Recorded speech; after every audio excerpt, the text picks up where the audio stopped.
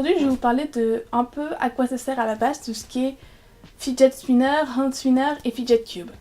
Parce que c'est des trucs qu'on voit partout sur internet, qui font chier énormément de monde et qui sont maintenant interdits dans beaucoup de lycées et universités parce que c'est distrayant ou ce genre de choses.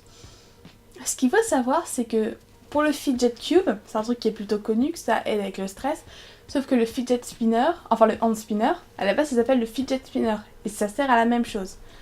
Donc c'est quelque chose qui a été développé pour les personnes anxieuses et les personnes qui sont autistes, ce genre de choses, pour les aider à se concentrer et à se sentir mieux et à moins stresser. Sauf que, il est important de savoir que à chaque fois qu'on crée quelque chose pour ce genre de personnes, des personnes qui n'ont pas ce genre de problème vont aller le chercher et jouer avec quand même. Et du coup, forcément, énormément de gens sont là. Oui, mais ça sert à quoi les hand spinners? C'est vraiment nul. Oui, parce que c'était pas un produit qui était adressé à vous à la base en fait. Et c'est la même chose qui s'est passé avec le fidget cube un peu. C'est que si on n'a pas ce genre de problème, souvent on peut dire oh mais ça sert à rien, je comprends pas pourquoi ça te stresse.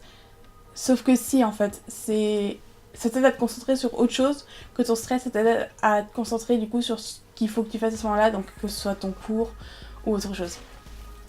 Et du coup, à cause de autant de personnes qui sont, ok je vais dire les termes comme ça sera plus simple, neurodivergent c'est quand on a des problèmes, que ça peut être de l'anxiété, de l'autisme, ce genre de choses, et les personnes non neurodivergentes sont donc les personnes qui n'ont aucun trouble de ce côté-là. Donc à force que des personnes non neurodivergentes prennent ces trucs-là et jouent avec à l'extrême, c'est interdit maintenant dans les lycées, des trucs comme ça, alors que c'est des trucs qui pourraient aider des personnes qui sont autistes ou anxieuses à survivre en fait, et à pas péter un câble dans chaque cours. J'ai malheureusement perdu mon fidget cube, truc que je pense que je serais hyper triste dessus jusqu'à ce que je retrouve un truc un peu pareil. Mais je sais que c'est ce qui m'aidait durant certains cours à pas juste péter un câble ou faire une attaque de panique. Parce que j'étais vraiment pas bien et j'arrivais à me concentrer là-dessus et juste faire fidget, donc ça s'appelle fidget en fait quand tu fais des trucs avec tes doigts, des espèces de réflexes comme ça, des tics en fait. Ça s'appelle fidget en anglais.